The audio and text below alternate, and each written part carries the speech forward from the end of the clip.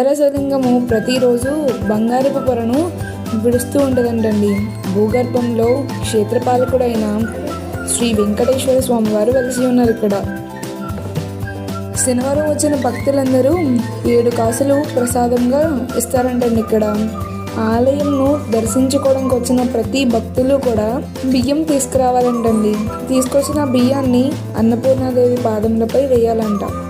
వివాహం కానివారు, పిల్లలు లేనివారు ఇష్టకామేశ్వరి దేవికి ముడుపులు కట్టవలనంట. ప్రతి అమావాస్యకి ఇక్కడ చండీ హోమాలు కూడా జరుగుతాయంటండి. ఇక్కడ ప్రతి పౌర్ణమికి కాలసర్పదోషములకు పరిహారంగా హోమాలు కూడా జరుగుతాయంటండి. ఈ టెంపుల్ యొక్క డీటెయిల్స్ నేను డిస్క్రిప్షన్లో ఇస్తాను. So go and check guys. Thank you for watching. So please like, share and subscribe.